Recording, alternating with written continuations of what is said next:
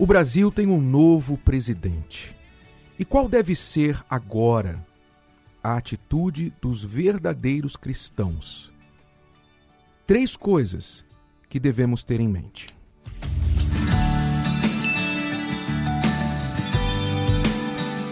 Sim, foram eleições muito contendidas, contenciosas e excelente para o nosso país, ainda que muitas coisas negativas. Por outro lado, excelente o fato de jamais na história do nosso país a participação dos cristãos, especialmente os evangélicos, tinha sido tão vocal, tão presente como nestas últimas eleições. Isso foi excelente. Temos a certeza de que das próximas teremos pessoas ainda mais preparadas, mais maduras para entender todo esse processo político, democrático, para então fazer escolhas ainda melhores. Mas independente de quem você gostaria que tivesse ganhado a presidência, se Bolsonaro ou Haddad, vamos agora falar o que fazer daqui para frente, porque isso já está decidido. Então, quer você esteja aí rejubilante pela vitória de Bolsonaro ou triste pela derrota de Haddad, se você se considera um cristão, a palavra de Deus nos orienta sobre o que fazer diante da situação que estamos vivendo agora. Primeira coisa que a palavra de Deus nos orienta a fazer é orar pelas autoridades. Nós devemos orar pelas nossas autoridades governamentais e todas as autoridades, pois, como está escrito lá no livro de Romanos, capítulo 13, toda autoridade vem de Deus. Então, o cristão, ele ora, torce, deseja, trabalha pelo sucesso das autoridades. O que é melhor para o nosso país? Que o novo presidente tenha êxito ou que ele fracasse? O que é melhor para o nosso país? Então, independente da sua visão política, o melhor para o povo, para todos, é que haja o sucesso desta administração, que o resultado desta administração venha ser bom para todos os brasileiros. Então, esta deve ser a nossa oração. E eu estaria dizendo a mesma coisa se o outro candidato tivesse ganho. Porque nós teríamos de orar também para que esta autoridade viesse tomar decisões corretas, decisões que viessem a favorecer o povo e não prejudicar a igreja, a família, prejudicar pessoas com abusos de autoridade ou escolhas erradas que viessem a prejudicar a sociedade. Então, a nossa oração deve ser a nossa primeira reação, a oração pelo sucesso do novo presidente, bem como o governador e outras autoridades. A palavra de Deus nos admoesta, nos exorta que devemos orar pelas autoridades. E, inclusive, na epístola de Tito, capítulo 3, também fala que nós, além de obedecer às autoridades, nos sujeitarmos às autoridades, não devemos ficar infamando as autoridades. Então não é uma atitude cristã ficar infamando, difamando quem quer que seja. O nosso presidente eleito, você pode discordar. Todo mundo tem o direito de discordar. Mas numa atitude cristã não devemos difamar. Difamar é levar falso testemunho. Então, a nossa atitude deve ser cristã, mesmo diante desta situação. A primeira coisa, orar pelo sucesso do governo.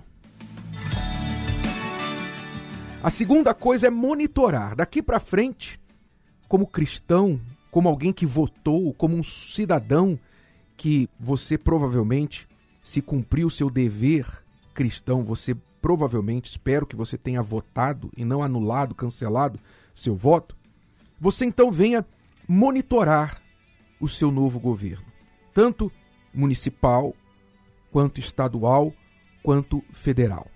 Você aprenda a monitorar aqueles a quem você escolheu ou que foram escolhidos para governar.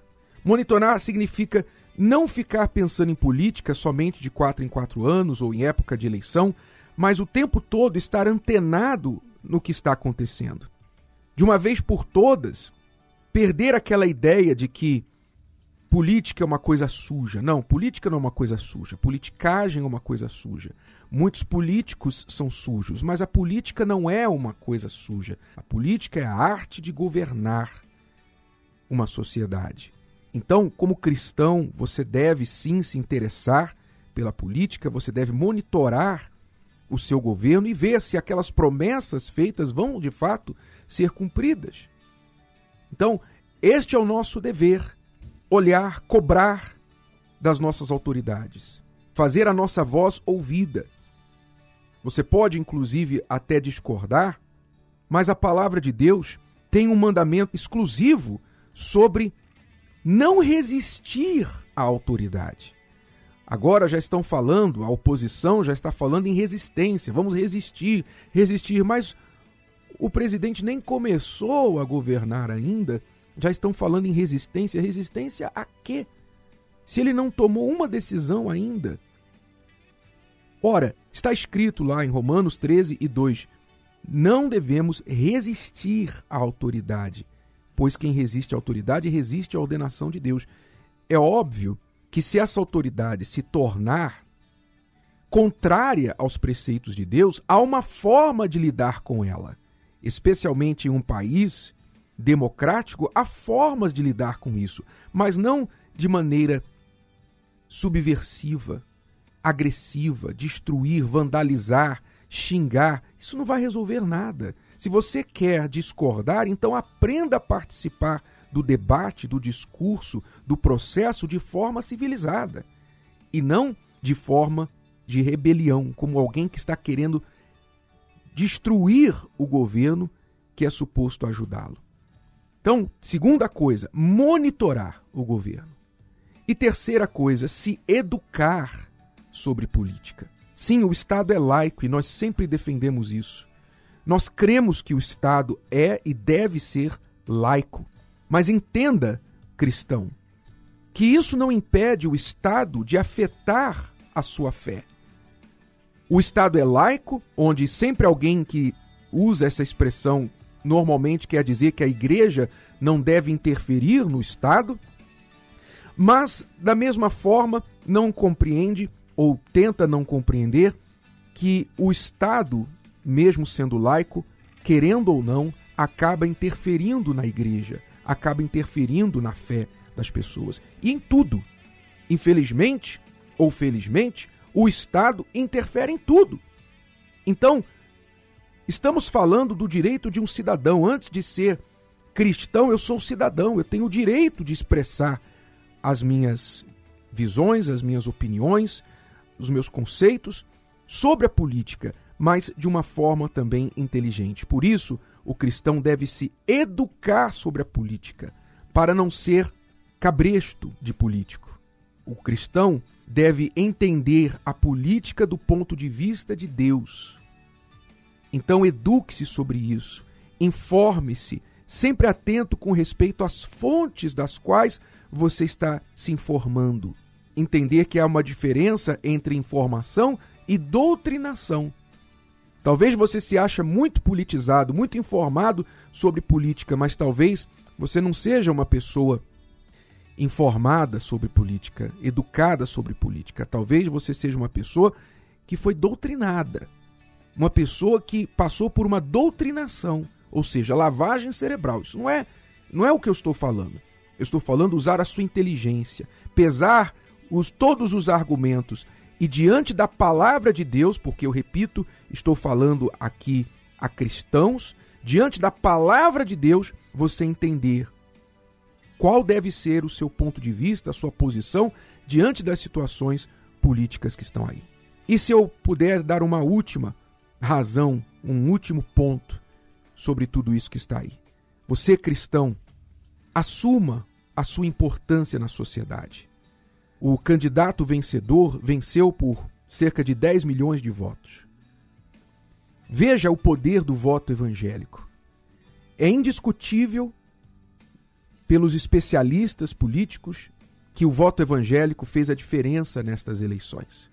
Tenho certeza que um certo candidato deve estar amargamente arrependido agora de ter ofendido milhões de evangélicos nos dias anteriores às eleições. Então, você cristão, assuma o seu poder, assuma o seu papel na sociedade, saiba o seu valor e participe. Porque se nós nos unirmos, se nós formos unidos, não permitirmos que o que está acontecendo aí fora, que discursos políticos, que ideologias políticas nos dividam, porque nós não temos ideologia política, nós temos uma fé, lembre-se disso. Acima de ideologia política, de esquerda, de direita, seja o que for, nós temos uma fé. A nossa ideologia é a fé. Então, é impossível que uma pessoa da fé se permita dividir por ideologias políticas. Se você é uma pessoa da fé, se você é uma pessoa especialmente inteligente, é impossível que você permita que uma ideologia política divida suas amizades, divida seu casamento, divida você entre os irmãos da sua igreja. Impossível, porque você é da fé. E a fé nos ensina a conviver em paz com todos. Mas assuma a sua fé acima de tudo. Pois o nosso país precisa de pessoas inteligentes e pessoas comprometidas com esta fé. Deus abençoe.